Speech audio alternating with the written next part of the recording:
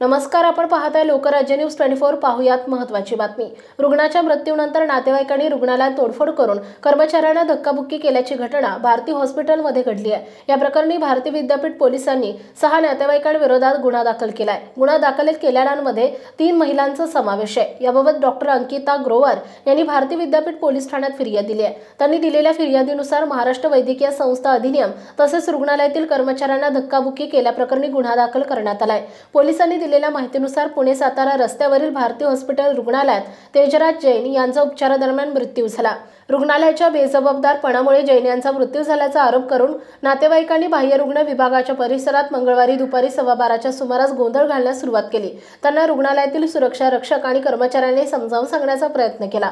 सुरक्षा रक्षक तृप्ती लोखंडे, श्रीदेवी डोयफोडे, निर्मला लष्कर तसेच रुग्णालयातील कर्मचारी सुनील ताते, अतुल शिंदे, चैतन्य दधस, प्रशांत ओहाळ यांना शिवीगाळ करून धक्काबुक्की केली। रुग्णालयात आरडाओरड करून त्यांनी लाकडी स्टूल रुग्णालयातील केबिनच्या काचेवर फेकून मारलाय। महाराष्ट्रातील महत्त्वाच्या आणि ताज्या बातम्या पाहण्यासाठी आजच आमच्या लोकराज्य न्यूज 24 न्यूज चॅनलला YouTube वर सबस्क्राइब करा आणि बेल आयकॉन प्रेस करा।